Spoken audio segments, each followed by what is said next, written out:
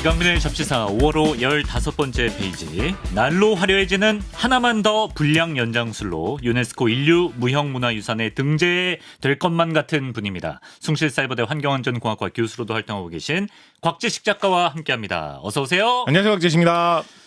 자, 수요일에 과학시간 곽재식 작가와 함께합니다. 오늘은 제주 해녀의 과학 그리고 잠수의 과학편으로 준비해봤는데요. 이제 지난주에 폭삭 소가수다 특집에서 저희가 정작 해녀들에 대한 궁금증을 이제 시간상 미처 풀지 못하기도 했고, 그리고 이제 최근에 무호흡으로 잠수하는 프리다이빙이 인기라고 합니다. 그래서 이런 주제를 잡아봤는데요. 자, 첫 번째 이야기 먼저 숨비소리 이야기를 해보겠습니다. 그 폭삭 소가수다 첫 장면에도 이제 나오는데 어린 애순이 바닷가에서 엄마 하고 부르면 이제 해녀 광예가 수면 위로 등장하면서 휘파람 소리 같은 걸 내거든요. 이 소리를 바로 숨비소리라고 하는데, 근데 이게 해녀분의 인터뷰 내용을 보니까 일부러 이분들이 휘파람 소리를 내는 게 아니고 자연스럽게 자동으로 이런 휘파람 소리 같은 게 나오는 거다라고 하더라고요. 자, 일단 어떤 소리인지 한번 숨비소리를 들어보겠습니다.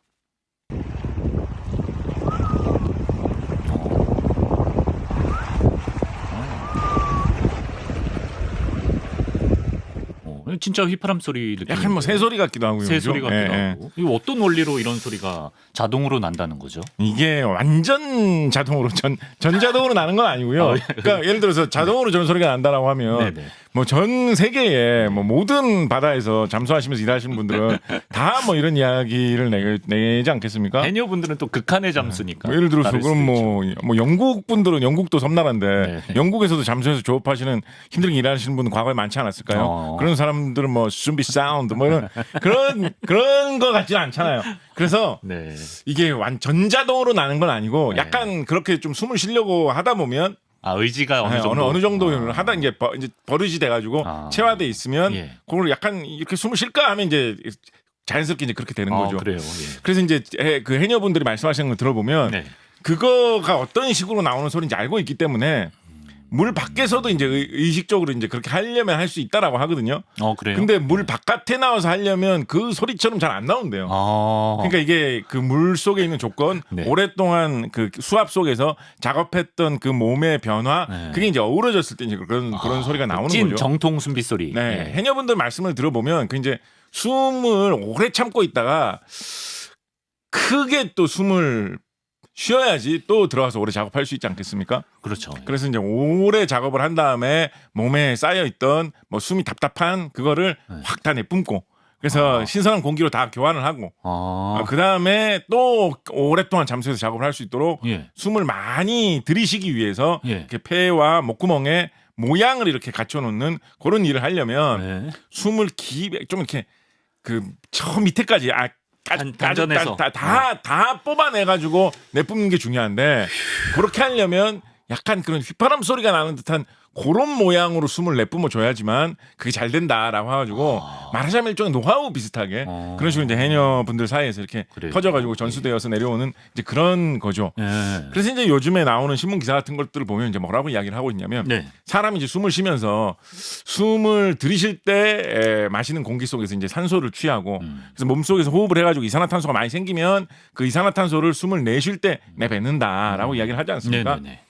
사람이 숨을 안 쉬면서 오랫동안 작업을 하면 해녀분들은 물속에 들어가가지고 대충 한 어느 정도 작업을 하실까요? 보통 중급의 해녀라고 하면 네. 일반인들 기준으로는 대단히 잠수를 잘 하시는 분들입니다. 그 중급의 해녀 정도 되는 분들이 한 1분 정도 작업을 하신다고 한 번에? 하거든요. 네. 그래서 10m 정도의 수심까지 들어가가지고 1분 정도 작업을 하신다라고 하는데 네. 이제 내려갔다 올라오는 시간이 걸리기 때문에 그렇죠. 실제 작업하는 기간은 한 뭐 수십 초 단위겠죠. 네, 그래서 1분 단위로 올라갔다 내려갔다 하시는 게 이제 좀 평균적인 수준이라고 하지만 이제 일반인 기준으로 되게 잠수를 잘 하시는 잠수 고수. 네, 그런 정도고 네. 고수분들은 그거보다 훨씬 더 길게 한 2분 가까이 작업 물속에 들어가 나오시는 분도 계시다고 하세요. 네. 그리고 잠수하는 깊이도 뭐 15m도 넘게 들어가시는 분도 있다라고 하시고 물론 뭐 좀 이렇게 초보 혹은 뭐 좀 약간 실력이 부족한 그런 해녀분들 같은 경우에는 한 5m에서 7m 사이로 작업을 하시면서 수십 초 단위로만 숨을 참고 작업을 하시는 그런 분들도 계신데 해녀분들 중에는 약간 그 체질적으로도 급이 많이 나뉘는 것 같다는 말씀도 하십니다. 아 그래요? 예. 네. 물론 뭐 많이 하면서 이제 점점 더 실력이 늘어나기도 하는데 천부적 재능. 예, 천부적인 재능에 따라서 깊이 들어가서 오래 작업하시는 분이 나뉘는 것 같다라는 감상을 토로하시는 그런 분들도 많이 계십니다. 예. 그러니까 기본 1부는 10m에서 1부는 10m로 내려갔다 올라오는 가운데 1분 동안은 작업을 하시는 거거든요.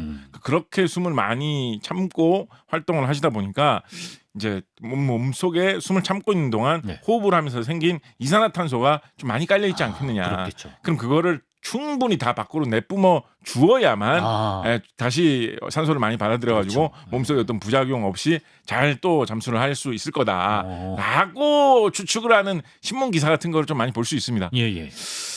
근데 그런데 뭔가 좀 이상한데.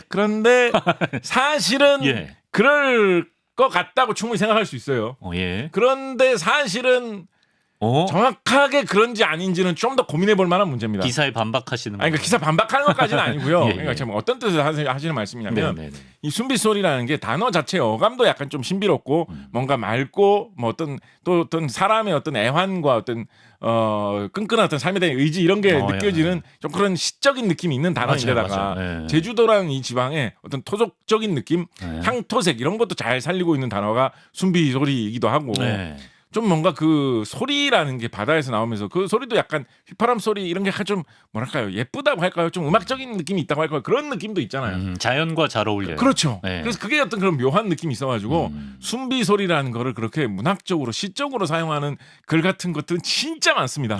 숨비 소리라는 제목에 무슨 뭐 노래, 시, 무슨 연극, 정말요? 진짜 뭐 단편 영화, 뭐 공연, 뭐 조형물, 뭐 별의별 게 다 있거든요. 이번에 처음 들어봤는데. 근데 찾아보면 진짜 많이 있습니다. 예. 무슨 숨비소리 카페, 뭐 무슨 뭐 숨비소리 뭐 무슨 뭐 사랑방 어쩌고 뭔가 출판사 이름으로도 괜찮을 것 같아요. 그런 느낌으로 예. 굉장히 많이 있어요. 네. 정작 과학적으로 숨비소리에 대해서 연구한 논문은 저는 본 적이 없습니다. 그래요? 아마 열심히 찾아보면 있긴 있을 거예요. 제로는 아닐 거예요. 분명히 옛날부터 알려져 있던 거기 때문에 있기는 있을 텐데 의외로 많지는 않습니다. 그렇게 사람들이 많이 과학적으로 열심히 연구해 보지는 않은 거예요. 그러니까 저는 이런 거를 볼 때마다 되게 아쉽거든요. 이게 문학적으로 되게 아름답고 소중하고 멋있다라는 거에 대해서는 관심이 이렇게 많은데 그거의 실체에 대해서는 왜 투자를 해가지고 연구를 별로 안 했을까? 막상 연구를 해보면 또 의외의 뭔가 그런 게 발견될 수 있을 수도 있거든요. 사람의 어떤 호흡에 숨겨져 있는 어떤 비밀이라든지 사람의 피 속에서 산소가 돌면서 이산화탄소가 있으면서 어떤 역할을 하는가 이런 거에 대해서 새로운 어떤 과학적 지식이 얻어질 수도 있는 거거든요. 노벨 생리의학상까지 갈 수도 있죠. 그것까지 할 수 있을지 모르겠지만 하여튼 연구해 볼 만한 재밌는 주제잖아요. 외국에서도 이런 연구가 없냐고. 모르겠어요. 저는 국내에서 이루어진 연구로만 살펴봐가지고 해보면 재미있을 만한 주제잖아요. 진짜로 그 소리를 내면서 숨을 쉴 때 하고 소리를 이번에는 내지 마시고 한번 해보시라고 한 다음에 몸속에 예를 들어서 그렇죠. 혈중 산소 농도 같은 걸 측정을 해본다든가 잠수할 수 있는 어떤 기간이나 이런 거의 차이를 뭐 측정을 해본다든가 폐가 얼마나 넓어지는지 좁아지는지를 측정을 해본다든가 이런 걸 해보면 정말로 숨비소리에 어떤 의미가 있는 건지 어떤 기능이 있는 건지 좀 생각을 해볼 수 있는 여지도 많이 있겠죠. 궁금한데. 그래서 과학적인 연구의 대상이기도 한데 의외로 제가 본격적인 연구는 좀 못 본 것 같아요. 직접 한번. 제주도 하고 연구가 별로 없어가지고. 예. 그래서 저는 이거 그냥 순전히 제 생각인데 의외로 그 호흡의 어떤 그 길이라든가 이산화탄소를 내뱉는다 뭐 이런 거 못지않게 그 소리를 내면서 이렇게 하는 동작이 폐나 목의 어떤 이런 모양 같은 거를 좀 잡아주는 면이 있어가지고 그 잠수를 위해서 숨을 쉴 때 더 도움이 될 수도 있지 않겠느냐라는 그런 생각도 좀 하거든요. 작가님의 생각이시죠. 그러니까 그게 저는 이제 그러니까 이거는 지금부터는 약간 과학적인 이야기이긴 합니다. 방금 전에 그건 그냥 제 상상이고요. 그 고래가 고래도 사람하고 똑같이 그냥 폐로 숨을 쉬잖아요. 고래가 아가미가 있어서 물에서 무슨 뭐 녹아 있는 산소를 들이마실 수 있고 이런 게 아니거든요. 아니죠. 고래도 그냥 위에 올라가지고 숨 들이마시고 숨 참고 들어가가지고 돌아다니다 나오고 이런 거거든요. 똑같네 해녀분들이랑. 그 의외로 그래서 고래 중에 좀 그렇게 숨 안 긴 녀석들이 있죠. 예를 들면 뭐 범고래 이런 게 숨이 좀 짧다 그러거든요. 숨이 짧아요, 걔는. 의외네 진짜. 범고래 등치도 큰데. 엄청 클 거. 그래서 범고래 같은 경우에는 의외로 해녀보다도 숨을 오래 안 참습니다. 아 그래요? 예, 뭐 등치가 크니까 작심하고 참으려면 좀 오래 참을 수 있을 텐데. 몇 시간 있을 수 있는 예, 줄 알았는데. 절대 아니에요. 예, 보통 예. 우리가 흔히 우리나라에서 쉽게 만날 수 있는 고래는 돌고래지 않습니까? 네네. 돌고래도 그냥 해녀 정도로밖에 안 있습니다. 오. 그냥 한 1분 정도? 그 정도 있다 다시 나옵니다. 야, 다시 걔는 귀찮겠다. 근데 예. 이제 해녀처럼 이렇게 완전히 나올 필요는 없죠. 이 콧구멍이 위쪽에 있으니까 위만 나오면 예, 되죠. 콧구멍만 살짝 들이밀면 네. 숨 쉴 수 있으니까 네. 막 그렇게 요란하게 나올 필요는 없는데 네. 고래 중에도 의외로 그렇게 숨을 범고래가 숨을 잘 안 참는 호흡이 애들이 있어요. 딸려? 예. 범고래보다 해녀분들이 숨을 더 잘 참으시는 거예요. 예. 해녀분들은 사실은 보통 이제 열심히 일할 때 한창 때 해녀분들은 보시면 오전에 들어가가지고 오후에 뭐 3, 4시에 나올 때까지 하루 종일 물속에서 작업을 하시거든요. 위아래로 왔다 갔다 예, 하시는 보통 거죠. 점심을 안 드시고 계속 작업을 하신다 그러거든요. 그렇죠. 물속에서. 네. 그래서 아침에 뭐 9시 이럴 때 나와가지고 오후에 한 4시에 퇴근하실 때까지 물속에서 1분 숨 참고 들어가가지고 숨 쉬고 다시 들어가가지고 1분 숨 참고 있다가 숨 쉬고 이거를 하루 종일 몇 시간 동안 그걸 반복을 하시는 거예요. 네. 돌고래가 보기에 저 사람은 사람인데도 진짜 살벌하게 하신다. 야 우리도 좀 야 힘내. 우리도 좀 약간 긴장해야 되겠다. 야, 그냥. 사람이 다 그러는 줄 알 수도 있어. 예. 그럴 정도가 예, 이제 예. 해녀의 어떤 급이거든요. 근데 이제 원래 하는 이야기는 뭐냐면 네. 고래 같은 경우에 그렇게 숨을 내뱉을 때 그 독특한 방식이 있지 않습니까? 촤익한 소리가 나면서 이 김이 팍 나오면 약간 분수처럼 물이 팍 나오고 뭐 이런 걸로 알려져 있잖아요. 그렇죠. 예. 그거를 예전에 예전도 진짜 그렇게 오래 예전도 아니에요. 한 200년 전만 하더라도 그래서 고래가 밖에서 나와가지고 물을 뿜는다라고 생각을 했죠. 전 그리고- 지금도 그렇게 생각합니다. 아니 그러니까 물을 뿜잖아요. 그게 틀린 생각이 아니에요. 예. 조선 시대 글 같은 걸 보면 고래가 그렇게 뿜는 물이 위로 올라가 가지고 폭풍을 만들어낸다. 아하. 폭풍우를 만들어낸다. 야. 호우를 일으킨다라고도 믿을 정도였어요. 그 어. 워낙에 강한 힘으로 엄청나게 많은 그런 게 쏟아지다 보니까. 그렇죠. 근데 예. 현대 과학자들이 의외로 이거 연구를 해 보니까 고래가 내뿜는 그 콧김에 그 숨을 내뿜을 때 그 쫙 튀어나온 그 속에 네. 의외로 수분은 별로 없다라는 거예요. 물방울이 막 튀잖아요. 그쵸? 예. 사실은 고래도 체온이 있으니까 좀 온도가 따뜻할 거 아니에요. 예. 그 따뜻한 온도로 그냥 바람을 내뿜는 거거든요. 예. 근데 공기가 우리 저기 유리판 같은데 예. 하고 이렇게 아. 공기 내뿜으면 예. 김 끼잖아요. 김기죠. 그런 예. 것처럼 그 고래의 공기의 따뜻한 그 습도를 이끌어낼 수 있는 그 공기가 분출되다 보니까 물은 공기 중에서 그냥 방울방울이 생기는 거거든요. 뭐 이슬 맺혀가지고 이렇게 생기듯이. 그 그래서- 찰나에. 예. 오. 그래서 그러니까 하늘에서 물이 생겨가지고 내려오는 그러니까 고래가 자기가 직접 내뿜는 물방울은 거의 없는 그러니까 있긴 있겠죠. 있긴 근데 별로 있겠지만. 없는 거예요. 그래요. 예. 새로 생긴 물방울들이 떨어지는 거거든요. 예. 그래서 이거를 과학적으로 연구하다 보니까 알아내가지고 고래의 호흡이 그러니까 옛날에는 고래가 물을 내뿜는다고 생각했으니까 그러네. 얘네들은 호흡하면서 물도 많이 마시고 그거 그냥 막 토하기도 하고 이러나 보다 예. 라는 식으로 대충 생각했는데 예. 별로 그런 건 아니었던 야. 거죠. 그래서 이런 거를 조사하다 보면서 알게 되는 호흡법에 대해서 알게 되는 이런 지식 같은 것들이 따져보면 신기한 게 있을 수 있거든요. 그래. 그래서 저는 숨비 소리 같은 거 과학적으로도 예. 좀 캐볼 필요가 있지 않겠느냐라고 생각을 하고 있습니다. 예.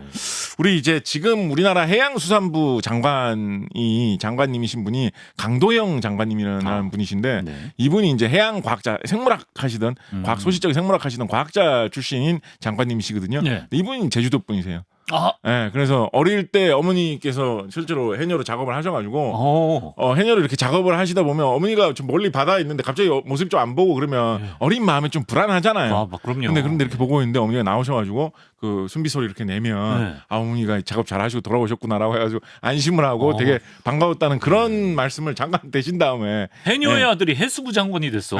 회고 과학자 출신이고 야. 회고하신 적이 있으신데 네. 과학적으로도 숨비 소리 좀 파헤치면서 연구해봐도 장관님. 재밌지 않을까 네. 생각을 해봅니다. 이제 말씀하신 대로 그 해녀분들은 이제 그 어떤 실력과 난도가 좀 갈리는 것 같긴 하지만 10m 깊이 정도에서 한 1, 2분 정도 잠수를 하시니까 대단하다고 봐야 되는데 이런 건 정말 타고나야 하는 건가? 아까 뭐 천부적인 재능이다 이런 부분도 있다고 하셨습니다만. 근데 실제로 말이죠. 제주도 해녀들에게는 해녀 DNA가 있다. 이런 연구 결과가 나왔다고 하더라고요. 그렇습니다. 이번 달에 5월 달에 발표가 돼가지고 상당히 좀 인기를 끌었던 많은 곳에서 보도가 되었던 논문인데요. 네. 제주도의 주민들 같은 경우에는 상당히 많은 숫자의 주민들이 제주도 주민이 아닌 다른 한반도 사람들하고는 확연히 구분될 정도로 잠수에 유리한 유전자를 적어도 한 2가지 정도는 갖고 있는 것 같다. 그러니까 뭐 다 갖고 있는 건 아니고요. 네. 제주도 사람이면 뭐 누구나 잠수 잘하는 유전자 다 갖고 있는 건 아니고요. 아니고 예, 그 중에서 상당히 네. 많은 비율이 유의미한 비율. 예, 한반도 다른 지역에 사는 사람들보다는 확연히 많이, 그러니까 예를 들어서 제일 많이 이야기를 하는 게 그 혈압의 상승을 방해하는 유전자가 있다라고 이야기를 합니다. 예. 물속에 들어가면 이제 수압 때문에 압력이 높아지잖아요. 그렇죠, 그렇죠. 10m 정도에 들어가면 압력이 물속에 들어가지 않을 때에 비해서 한 2배 정도로 높아집니다. 이거를 이제 비미터법으로 이야기를 해가지고 네. 일반 육상에서는 1기압의 압력을 느끼는데 10m에 들어가면 2기압의 압력을 느낀다. 뭐 이런 식으로 이야기를 하는데 1기압, 2기압 이런 비미터법을 쓰면 그 1기압 차이 나니까 뭐 좀 많은 것 같긴 한데 이게 얼마나 심각한 건지 잘 느낌이 안 오죠. 그럼 뭐라고 해야 되죠? 네. 헥토파스칼? 그렇죠. 어. 파스칼이 미터법 단위입니다. 그 느낌 안 오는 거 예, 같은데. 1 네. 파스칼이라는 단위가 아, 파스칼. 가로 세로 1m의 넓이에 네. 1뉴턴이라는 힘이 1뉴턴이면 대충 한 100g 정도의 물체로 누르는 힘 정도가 됩니다. 1뉴턴의 힘이 걸리는 정도가 1파스칼이거든요. 네. 헥토파스칼은 100파스칼을 말합니다. 아. 그래서 1013 헥토파스칼이 1기압 정도가 됩니다. 그러니까 10만 파스칼이 1기압 정도 되는 거죠. 예. 그러니까 이 기압이라는 거는 네. 20만 파스칼 정도 된다라는 거예요. 그러니까 육상에서 있을 때하고 지상에 들어갔을 때 예. 10만 파스칼의 차이가 난다라는 거예요. 압력이. 그러니까 이게 상당히 큰 차이라는 게 저 평소에는 10만이라는 공감이 잘 됐는데 1기압, 2기압이라고 할 때랑 별 차이가 없는. 아 그래요? 그러면 체감상 둘 다. 그러면 제가 죄송하고요. 네, 그럼 제가 죄송하고요. 제가 죄송합니다. 아, 근데 이제 예. 압력이라든가 예. 힘이라는 거를 좀 많이 다루시는 뭐 그런 걸 뉴턴이라는 단위, 뭐 킬로그램 중이라는 단위 이런 힘에 대한 단위를 많이 다루시는 그런 거를 하신다면 아. 10만 파스칼이라는 거가 어느 정도에 아, 그렇지, 해당하는 그렇지. 예, 예. 제가 그걸 모르니까. 그 정도인지 맞아. 딱 느낌이 오실 거라고 하는데 예. 결론적으로 굉장히 큰 차이거든요. 예. 그래서 물속에 10m만 들어가도 그 누르는 힘이 더해진 정도가 굉장히 큽니다. 반대로 생각을 해보면 어떤 생각도 해볼 수 있냐면 우리가 지상에서 높이 올라가면 점점 기압이 희박해지겠죠, 그죠? 네. 그래서 세상에서 제일 높은 곳까지 올라간다. 에베레스트 산까지 올라간다. 그렇게 올라가도 한 400 헥토파스칼, 뭐 300 헥토파스칼 요 정도까지밖에 기압이 안 떨어집니다. 예. 그러니까 기압이 낮아지는 쪽으로는 아무리 우리가 극한의 장소에 지구상에서 극한의 장소로 우리가 걸어서 가봐도 네. 한 700 헥토파스칼밖에 안 떨어진다라는 건데 네. 물속으로는 딱 10m만 내려가면 아. 1000이 더해진다라는 거, 1013이 더해진다라는 이제 거예요. 와닿는다. 예. 네, 그러니까 굉장히 큰 무게로 그러네, 짓누르게 그러네. 되는 겁니다. 예. 10m만 들어가도 예. 해녀분들이 일상적으로 잠수하는 그 깊이만 들어가도 예. 그렇다 보니까 몸속에 압력이 많이 가해지면서 그에 대한 몸속에 여러 가지 반발 작용도 나타나고 하는 과정에서 혈압이 높아지기가 쉽다라는 그렇죠. 거거든요. 예. 그런데 제주도에 사시는 분들은 네. 그럴 경우에도 혈압이 안 높아지도록 막는 유전자가 있다라는 거예요. 예. 이게 그런데 유전적으로- 그 유전자가 있는 비율이 대충 비교해 보면 어느 정도냐면 네. 육상에 있는 여성 같은 경우에는 전체 사람들 중에 한 뭐 6, 7%, 7, 8% 정도라면 네. 제주도에 있는 여성분들은 30% 이상. 오. 그 정도의 비율로 딱 구분될 정도로 네. 나도 제주도 출신인데 했지만 아닐 수도 있는 거예요. 66% 확률 아닐 수도 있는 거예요. 아닐 수도 있지, 아닐 수도 그런데 있지. 예. 그 정도 차이로 확연히 눈에 띌 정도로 차이가 그러네. 나는 유전자 혈압 조절에 관련해서도 있다라는 거고 예. 또 하나 추위를 잘 견디는 유전자도 뭐 그 정도로 딱 구분이 추위. 될 정도로 있다라는 거예요. 예. 그것도 뭐 생각해 보면 이게 잠수하고 쉽게 연관될 수 있는 뭐 그런 특성인 것 같죠. 예. 오랫동안 물속에 들어가가지고 날씨가 뭐 가을이나 봄일 때 이럴 때 추울 때도 있는데 예. 여차하면 겨울에 작업해야 될 수도 있는데 그렇죠. 그럴 때도 추운 물속에서 좀 오래 견디려면 추위를 좀 덜 타야 되지 않겠습니까? 그래서 추위에 대한 고통을 좀 덜 느끼는 어허. 그런 유전자가 제주도 분들에게는 좀 있는 것 같다. 진화를 한 건가요? 네, 라는 게 발표가 됐습니다. 예. 그 진화하니까 이제 그 말씀 좀 드리고 싶은 게 이게 이제 미국의 유타 대학교의 일라르도 박사 연구팀에서 이제 발표가 된 거거든요. 아이고 넘어가기 전에 하나만 살짝 좀 이야기를 하면 좋습니다. 이게 이제 우리나라 언론에서 보도될 때 네. 일라르도 박사 연구팀이라고 이제 많이 보도가 됐었는데 유타 대학교의 일라르도 박사 연구팀에서 발표한 논문이지만 이 논문의 제1저자가 보통 이제 공이 좀 제일 큰 거 아니냐라는 식으로 많이 이야기를 하죠. 뭐 제일 크다고 하면 좀 그렇지만은 그래도 이제 내세울 만한 연구원 아니냐라고도 생각을 하지요. 네. 1저자로 이름을 올리신 분은 다이아니 아길라 고메즈라는 UCLA에서 연구하시는 그런 분입니다. 예. 그리고 여러 사람들이 많이 참여한 그런 연구인데 이것만 보면 조금 이상하잖아요. 일라르도 박사, 유타 대학교의 일라르다 박사라는 분하고 네. UCLA의 아길라 고메즈라는 분이 그렇죠. 어떻게 제주도 해녀 연구를 했을까? 좀 이상하잖아요. 아, 제주도 해녀 연구를 한 거예요? 제주도 해녀 연구를 하신 거예요, 이분이. 제주도 해녀 DNA 연구를 하신 거예요. 아, 그래. 아, 이분이 네. 그 연구를 한 거예요? 네, 이분들이 이분 연구팀들이 뭐 어떻게 폭삭소가 스타일 예. 그래서 논문을 자세히 읽어보시면 네. 연구진 전체 명단이 나와 있습니다. 아, 연구진 전체 명단을 보면 예. 코넬 대학교에서 연구하시는 고예린이라는 이름이 보여요. 고예린. 이분 뭐 한국 분이시겠죠, 그렇죠. 예. 그리고 고씨인 걸로 미뤄볼 때 아마도 우리나라 고씨 중엔 제주 고씨가 좀 많은 편이지 않습니까? 고양부, 고시양 씨. 예. 있잖아요.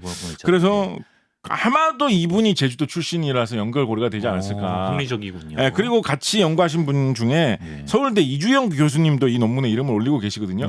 근데 이 고예린 이분도 전공을 살펴보시면 디자인 쪽 전공으로 돼 있고 서울대 이주영 교수님 이분은 뭐 어느 학과 교수님이실까요? 미대인가? 예? 이분은 의류학과 교수님. 의류학과 교수님. 이거 좀 특이하죠, 그죠? 그런데 이 이주영 교수님 이분이 꽤 몇 년 전부터 해녀 연구를 하시던 분입니다. 그러니까 아마도 추정컨대는 이 해녀 문화라는 게 독특하지 않습니까? 그렇죠. 지금은 이제 고무로 되어 있는 전형적인 그 해녀 옷을 입고 작업을 잠수복. 하시는데 예. 70년대, 60년대에는 어떤 옷을 입고 작업을 하셨을까? 아. 해녀라는 게 조선시대 이전에도 있었거든요. 예. 그때는 어떤 옷을 입고 그때는 고무 옷을 입고 작업을 하시지 않았을 테니까. 박광일 쌤이랑 했을 때 자료 사진 보니까 그냥 한복 같은 거 이렇게 그쵸. 배꼽티처럼. 예, 그래서 예. 어떻게 그게 변화하고 발전해 왔을까? 이런 거 예. 연구해볼 가치가 있는 좀 주제지 않습니까? 맞아. 아마도 그런 쪽으로 하시다가 오. 의류학과 교수님이 이런 해녀 연구로 빠지셨던 것 같은데 예. 그러다가 네. 이제 미국 쪽에 연구진하고 이렇게 손이 닿아가지고 미국 쪽에서 유전체 연구하시는 분들이 해녀에 대해서는 내가 한국에 대해서 좀 조사를 하는 그런 끈이 있고 좀 연구를 하는 그런 발판이 있으니까 당신이 해녀에 대해서 좀 유전적으로 유전체에 대해서 DNA에 대해서 연구를 하고 싶다 그러면 좀 이렇게 같이 해볼 수 있겠다라고 이렇게 연결고리가 생겨가지고 이 화제가 된 논문이 그럴 수 나오게 있겠네. 된 것으로 보이거든요. 예. 그래서 이제 이런 게 재밌죠. 예. 의류에 대해서 연구하는 사람이라고 해가지고 DNA 연구와 아무 상관이 없는 게 아니다. 그렇네. 의류에 대해서 연구하는 사람이라고 해가지고 어떤 혈압 연구 이런 거하고 아무런 동떨어진 상관이 없는 게 아니다. 엮여있다. 예, 현대 사회 과학 연구는 이렇게 조금만 보면 뭐 상관없는 분야가 융합되고 이런 게 엄청나게 많다라는 거를 잘 보여주는 그런 연구 내용이 이 연구이기도 한데 아까 원래 하려던 이야기로 되돌아가지고 원래 하던 이야기 뭐였는지 기억나시나요? DNA. DNA. 예. 어떻게 이게 뭐 진화가 된 거야 어떻게 된 거야 이런 말씀하셨잖아요. 예. 연구 내용을 보도한 내용을 살펴보면 네. 이 연구팀에서는 DNA의 변화 정도 같은 거를 고려해봤을 때 아마도 지금으로부터 1200년 전 정도부터 이런 분화가 육지 사람들하고 제주도 사람들이 체질이 달라지는 DNA가 달라지는 이런 현상이 1200년 전부터 본격적으로 일어난 것 같다라고 추정을 하고 있습니다. 고려 시대네. 그렇죠. 예. 고려 시대 대충 한 초기 뭐 이 정도 될 거예요. 예. 왜 이런 변화가 일어났을까요? 왜? 그러면 예. 이거 이제 지금부터 그냥 추측의 영역입니다. 그렇죠. 지금부터는 또 한 귀로 이런 거 재밌어요. 듣고 한 귀로 흘리셔도 되는데 오케이. 예. 근데 저는 이거를 좀 진지하게 생각을 합니다. 어떤 면으로? 예. 고려 초기에 왜 해녀가 제주도 사람들이 유전적으로 달라질 정도로 이렇게 해녀 일에 열심히 했다는 적응하는 거죠. 이런 변화가 생길 수밖에 없었느냐. 그때 무슨 일이 있었지? 예. 조선시대 후기에 활동했던 그런 양반 높은 분 중에 김춘택이라는 분이 있습니다. 김춘택. 이분이 조선 숙종 시대 때 부인이신데요. 네네. 조선 숙종 하면 좀 생각나는 거 혹시 있으십니까? 숙종 그 바람둥이.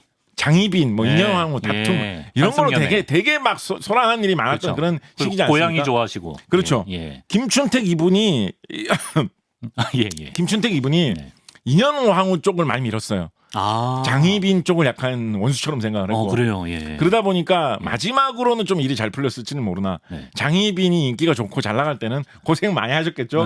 그래서 이분이 약간 대대로 제주도로 귀향을 많이 갔어요.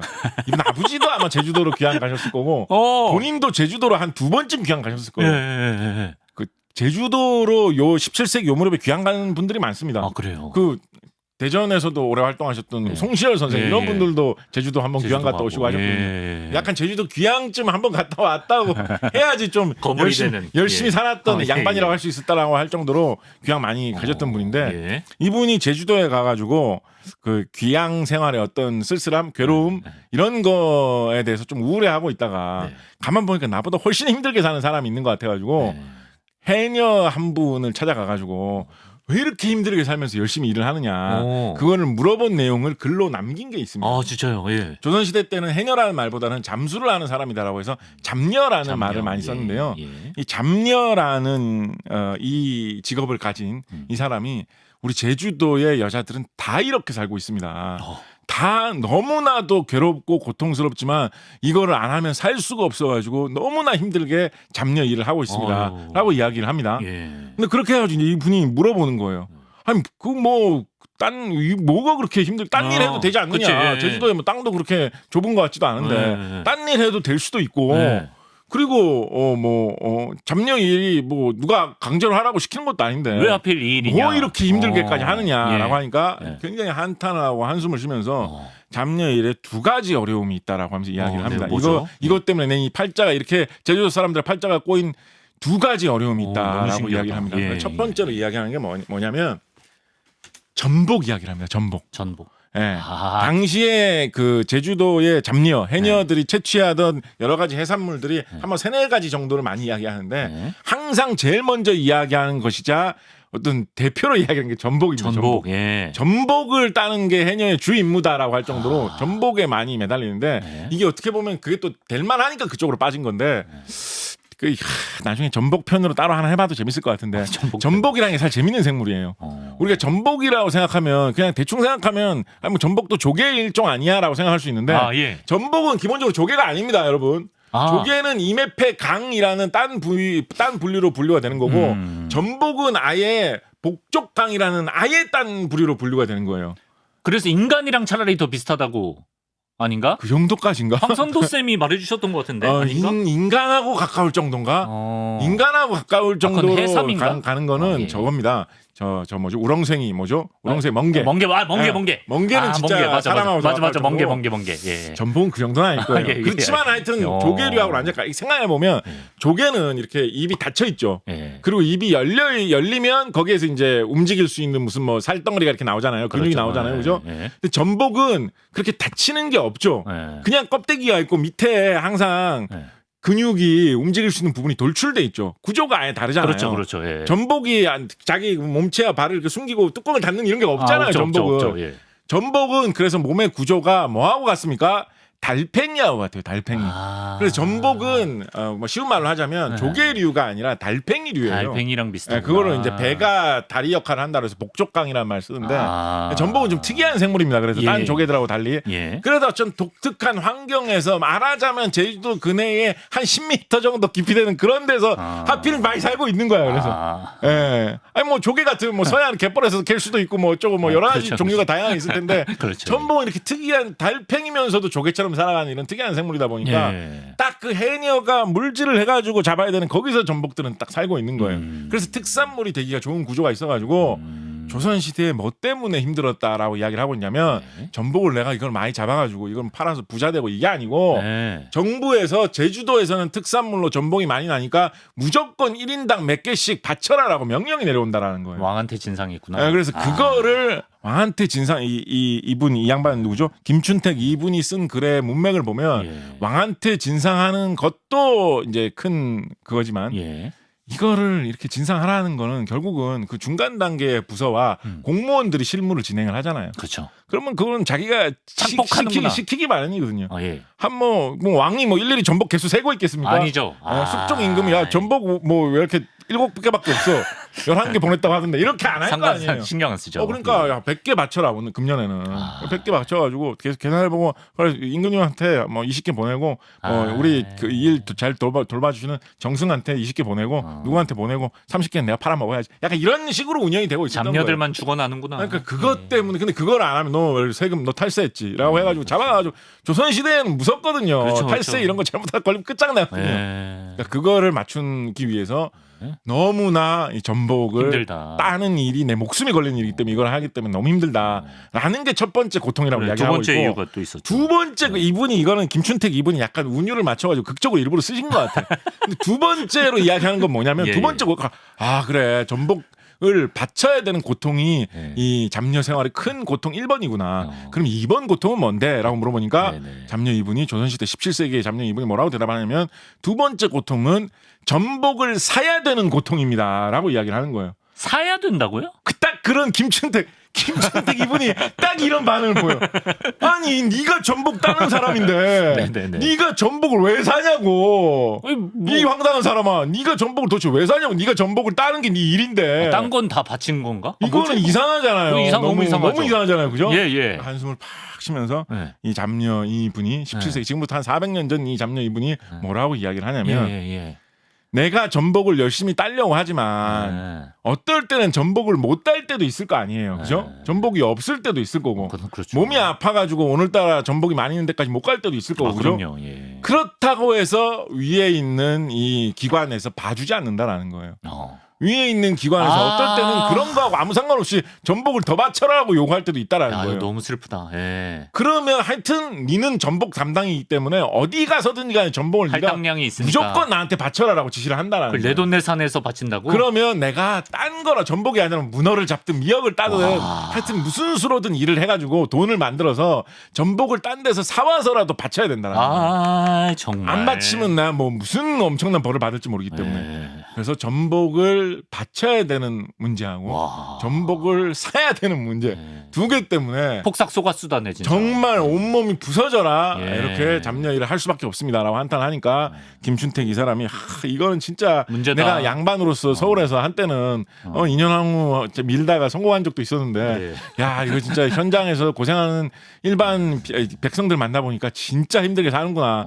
진짜 우리 양반들 반성해야 된다. 야 나라가 우리가 잘 해보겠다면서 지금 뭐 하고 있는 거야 막 이런 식의 통탄의 글을 써놓은 저는 약간 감명 깊게 읽었습니다. 저 감명 그런- 깊네요. 네, 그런 글을 남기신 적이 있거든요. 네. 그렇다고 한다면 앞서 이야기 근데 돌아가서 1200년 전이랑 뭔 상관이에요? 앞서 이야기로 돌아가서 예. 제주도는 한반도하고 별로 옛날에는 교류를 많이 안 했죠. 삼국사기 같은 기록을 보면 처음으로 한반도하고 교류를 한 것으로 좀 추정이 되는 게 아마도 삼국시대에 어느 정도 진행된 다음이 아닐까라고 많이 보고 있습니다. 그래요. 예. 고려시대에 이르러서 그러니까 네. 고려사 정도 되는 고려시대 역사를 서술한 그런 책을 봐야지만 네. 제주도의 여러 가지 역사나 문화나 제주도에 있는 사람들이 한반도에 건너와가지고 뭘 어떻게 하려고 했다라든가 이런 게 상세하게 나와 있거든요. 네. 그러니까 제주도가 한반도 정부의 본격적인 어떤 이런 지배 개입, 한반도와 한 몸통이 되기 시작한 거는 고려시대부터일 거예요. 아하. 무슨 얘기겠어요? 그때부터. 고려시대 지금으로부터 한 1200년 전부터 네. 바쳐라. 예. 못 바치겠으면 사와라. 라는 게 네. 아마도 그 관계 속에서 탄생을 했을 거예요. 이때부터 그러면 그것 때문에 옛날에 그런 게 없을 때는 제주도에서는 뭐 아까 말씀하셨지만 뭐 고을라, 양을라, 부을라 이런 사람들이 자기 자체적으로 탐락국하고 이렇게 살고 있었을 거 아니에요. 그렇죠. 그런 상황에서는 굳이 뭐 고을라 임금님이 야 전복 바쳐라 이렇게 전복 안 그럴 바쳐도 돼. 것도 없죠. 예. 내가 가서 그냥 따먹을게. 이렇게 제주도 안에 살 때 그냥 그러고 말 거 그래도 돼. 아니에요. 예. 그러고 말 거 아니에요. 그런데 한반도 이렇게 관계가 생겨서 일부가 되고 나니까 육지 사람들 위에서 꽂아서 시키는 거예요. 너 제주도에서 전복 많이 나는 데라고 들었어. 받쳐. 시키는 거예요.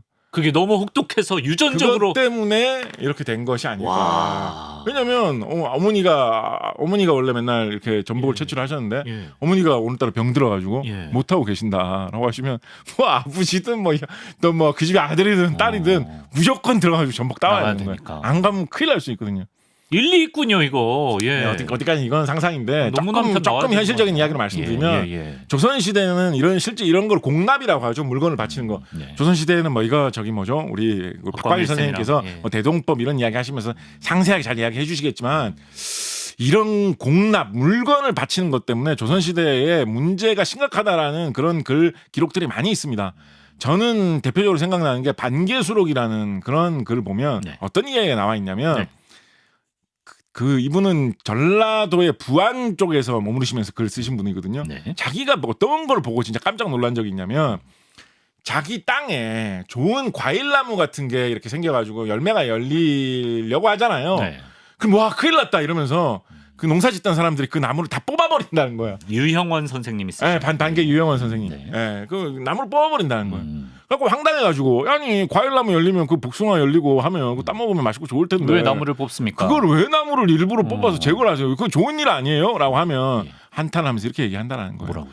우리가 복숭아 나는 집이라고 이 관계 당국에 한번 찍히면 소문이 나면 예, 그러면 우리가 복숭아를 공납해야 되는 세금으로 내야 되는 그 의무가 부과가 되는데 그러면 그거를 몇 개를 납부를 하라라고 그 의무가 부과될지 아무도 모르고 복숭아가 금년에 잘 안 열린다. 그래도 그 숫자가 바뀌진 않기 때문에 이게 화를 부르는 근원이라고. 아하. 우리가 이런 나무 하나 잘못 열렸다가 야, 너네 복숭아 많이 나는 집이네 찍히면 네. 그때부터 우리 아무것도 못 하고 복숭아만 1년 내내 구하러 다녀야 된다고. 아하하. 그래서 그런 게 생기면 일부러 뽑는다. 뭐 이런 증언을 했다라는 이야기가 있거든요. 야. 그래서 이런 혹독한 이런 공납. 정부의 이런 수탈, 정부 기관의 이런 무거운 어떤 세금 네.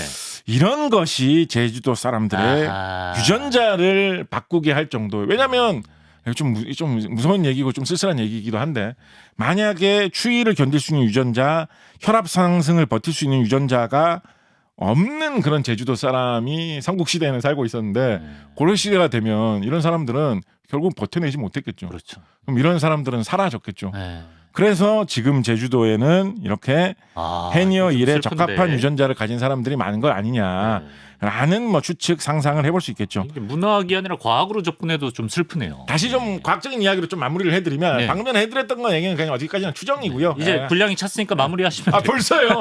한 30%만 그거는 예. 담아두시면 되고 네네. 조금 더 이제 좀 진취적으로 과학적으로 이야기를 하면 네. 그래서 해녀에 대한 연구로부터 우리가 의외로 혈압 문제에 관한 어떤 해답 같은 걸 찾을 수 있을지 몰라요. 고혈압 이런 거 현대인을 괴롭히는 굉장히 무서운 어떤 증상이지 않습니까? 그럼요. 그리고 고혈압 때문에 뭐 뇌졸중 이런 거 생겨가지고 고생하시는 분도 정말 많잖아요. 네. 그런데 이 해녀분들이 갖고 있는 혈압을 이렇게 좀 잡아주는 이 유전자 어떤 원리로 이게 작동하는지를 우리가 알아낼 수 있다면 네. 이 숨비 소리 내시면서 힘들게 일하시던 이 해녀분들의 1200년에 걸친 이 한에서 탄생한 이 유전자 속에서 우리가 전 세계 사람들의 고혈압을 치료해 줄 수 있는 네. 전 세계 사람들의 뇌졸중을 미리 예방해 줄 수 있는 네. 어떤 그런 원리를 우리가 찾아낼 수도 있지 않겠느냐. 해녀 연구를 좀 해봐야겠네. 네, 그런 희망의 이야기를 좀 하기도 한다라고 합니다. 그럼 이 얘기로 진짜 마무리해보죠. 네네. 해녀 직업병처럼 이제 드라마에도 묘사되는 게 순병이라는 거거든요. 아, 네네네. 그 순병은 정확히 어떤 병이고 우리가 뭐 해녀 연구를 하면 이런 병에서도 뭔가 힌트를 얻어서 뭐 가치 있는 뭔가를 발견할 수도 있지 않을까. 우리 잠수를 많이 하시는 분들에게 급성으로도 생길 수도 있고 만성으로도 영향을 미치는 거 아니냐라는 이야기도 많이 있는데 뭐 잠수병이라고도 하고 감압병 뭐 이런 말도 저는 본 적이 있는 것 같습니다. 옛날부터는 뭐 잠수병이라는 말을 많이 썼는데요. 네. 사람이 이제 이렇게 그 기본 원리로는 뭐를 생각하셔야 되냐면 압력이 높을 때 기체가 물속에 더 잘 녹아 들어가는 경향이 있습니다. 생각을 해보면 뭐 좀 당연할 수도 있겠죠, 그죠? 압력이 높아야지 뭐 꽉 누르니까 기체가 물속으로 쑥쑥 잘 들어가지 않겠습니까? 네.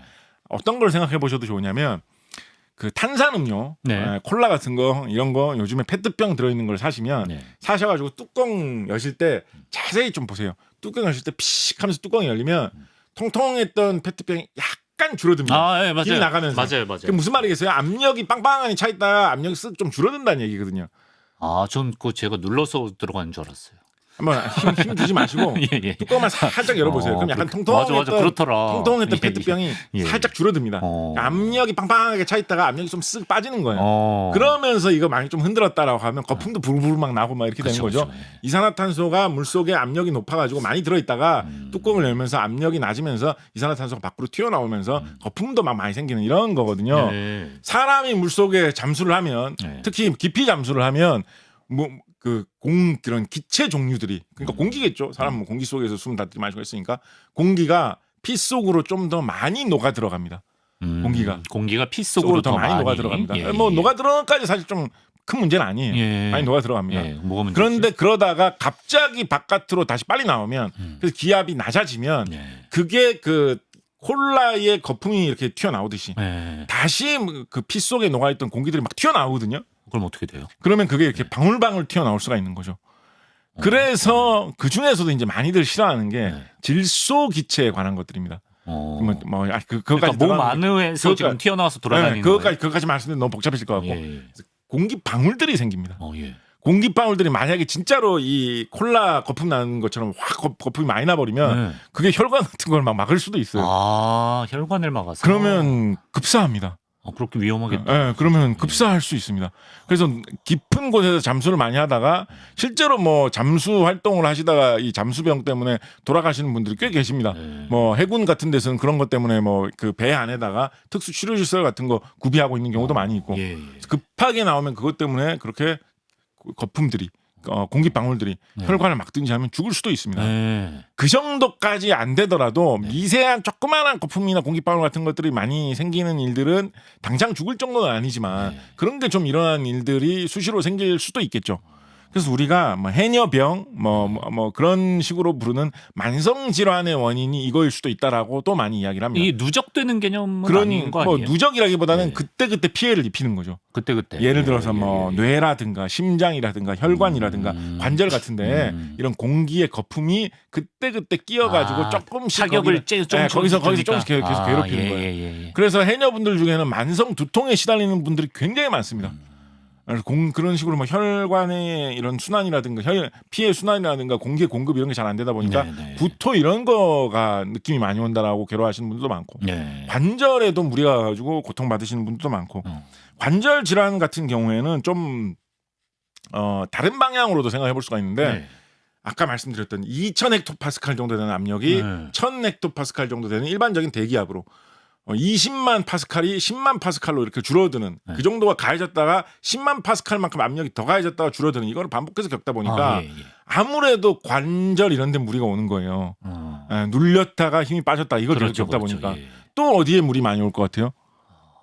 압력 이렇게 바뀌면 여기가 폐도 맞아요. 예. 근데 그거보다 더 잘 느껴지는 거. 압력 이렇게 바뀌면 딱 이상하게 느껴지는 거. 귀. 비행기 탈 때만 우리가 압력 느껴지잖아요. 그렇죠? 그런 압력 차이가 생기기 때문에 비행기 탈 때 압력 차이는 장난이죠. 솔직히 10m 잠수했다 나오는 거에 그렇지. 비하면. 물이 훨씬 심하죠. 그것 때문에 예. 귀가 아프다. 귀에서 이상한 삐 소리가 자꾸 나는 것 같다. 이런 거에 시달리시는 분들도 많은데 좀 고질적인 질환이라고 합니다. 하나만 끝나기 전에 하나만 좀 그러시죠. 하나만 예. 끝나기 전에 하나만 말씀드리면 아쉬우니까. 하나만 이게 참 묘한 이야기인데 이제 잠수를 너무 오래 하다 보면 이제 숨이 모자라 가지고 이제 익사를 하게 되는 그런 최악의 상황을 맞이할 수도 있잖아요. 그렇죠. 익사까지는 안 해도 산소가 부족해 가지고 이제 저산소증이 일어나 가지고 여러 가지로 뭐 피해를 입는다거나 이런 일이 발생할 수도 있잖아요. 그죠? 근데 이게 참 이게 오묘한 게 뭐냐면 왜 그러시죠? 오묘하다고 해야 할까요? 이게 무섭다고 해야 될까요? 무서운 이야기인가요? 저산소증이 일어나는 정도가 약간 적절한 수준으로 적절하다는 말 좀 부적절하죠. 부적절한 수준으로 이렇게 묘하게 그러니까 너무 급박한 저산소증도 아니고 너무 약한 저산소증도 아닌 어느 정도의 저산소증이 일어나면 당연히 산소가 부족해지면 뇌가 이제 망가지기 시작하는데 저산소증이 어느 정도의 이 완만한 정도로 일어나면 뇌의 여러 가지 기능 중에서 어디가 먼저 망가진다라고 하는 연구가 있는지 아십니까? 이거 진짜 절묘한데 위험과 안전에 대한 감각이 먼저 망가진다라는 거예요. 그래가지고 물속에서 깊이 있고 내가 얼른 나가야 되고 지금 숨이 모자라가지고 지금 큰일 났다 싶은데 그거에 대한 공포감이라든가 위기감을 불안감, 위기감이 이 저산소증에 의한 뇌의 손상 때문에 쓱 사라진다라는 진짜 거예요. 섬뜩하다. 그러고 나서 이제 뇌가 좀 더 많이 파괴되면 이제 의식이 없어지겠죠. 그래서 이 저산소증으로 잠수를 하다가 산소가 부족해가지고 이렇게 몸이 좀 안 좋아지면서 사망하게 되는 어떤 그런 경우에는 우리가 무슨 뭐 영화에서 이렇게 사람이 물속에 빠져서 이렇게 허우적거리는 이런 거하고는 좀 다르게 물속 깊이 있는데 자기도 모르게 어떤 그런 큰일 났다는 생각이 안 드는. 쓱 이렇게 그냥 목숨을 잃는. 그래서 그 해녀들 사이에서 약간 일부 해녀들 사이에서는 속어로 물숨을 쉬는 거를 조심해야 된다 이런 얘기를 한다고 해요. 물숨. 약간 당연히 이제 물 밖에서 숨을 쉬어야 되잖아요. 사람이 아가미가 없으니까. 근데 너무 내가 이렇게 저 전복까지만 따자 이런 걸 생각하면서 심취를 하다 보면 숨이 부족해가지고 저산소증 이렇게 쓰고 오다 보면 나도 모르게 숨은 막히는데도 막 이러다가 하는 게 아니라 그거에 대한 불안감 같은 게 사라지면서 그대로 목숨을 잃는 수가 있다라는 거를 물에서 숨쉬게 된다라는 식으로 경계해야 된다라는 걸 속어 같은 게 돈다라고도 하거든요. 아, 인체 설계가 이거 잘못된 거 아닙니까? 위험할수록 그런데 이제 여기서부터 이제 제 어떻게 보면 전공이라고 할 수 있는 약간 괴물 이야기나 그런 전설 이야기의 영역인데 그런 게 지금까지 이제 과학의 영역이고 알겠습니다. 그런 영역인데 예. 제주도에서 유명한 신화 내지는 설화 중에 지금 뭐 요즘에 우리나라에 무슨 어떤 이런 그 군사 기지 같은 걸로 활용하려는 뭐 그런 것도 뉴스에서는 자주 나오는 것입니다만 네. 이어도 전설이라는 게 있죠. 이어도 전설. 예, 바다 건너에 알 수 없는 신비의 섬 이어도라는 곳이 제주도에서 바다 멀리 나가면 어떤 그런 곳이 있는데 네. 거기에 가면 모든 사람들이 다 행복하게 사는 그런 아주 좋은 파라다이스 같은 곳이 있다. 예. 그래서 제주도에서 어떤 사람들이 바다에 가가지고 정체를 모르고 사라지고 돌아오지 않으면 그분 이어도로 가신 거야. 라는 식으로 말을 한다는 전설이 제주도에서 유명하고 많이 퍼져 있죠. 그렇죠. 이런 전설이 왜 생겼을까라는 거를 상상을 해보면 예. 아마도 네. 물속에 들어가지고 이런 저산소증 때문에 공포감이 사라지고 의식이 점점 소실되는 상황에서 이럴 때 환각 같은 것도 겪을 수 있거든요. 그렇죠. 그래서 정신이 이렇게 혼란스러워졌는데 네. 마침 옆에서 어떤 동료 해녀가 구해준 거야. 네. 그럴 수 있잖아요. 네. 그럼 그 구해줘가지고 이 사람은 야 너 왜 그랬어 도대체?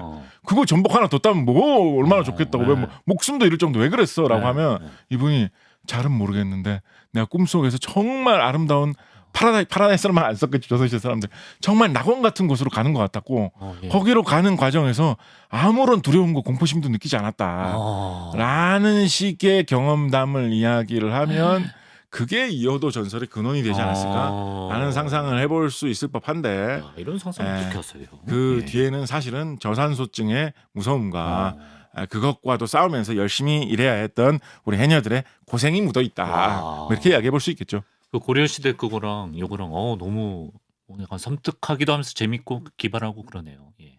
이걸로 또 책 한 권. 뭔가 야. 제주도의 과학 뭐 이런 거. 예. 너무 재밌는데 해녀 연구도 좀 잘 이루어졌으면 좋겠는 바람이고요. 자, 오늘은 또 관식이 친구 제식이와 함께 해녀의 과학, 잠수의 과학에 대해 알아봤습니다. 곽지식 작가님 말씀 고맙습니다. 감사합니다.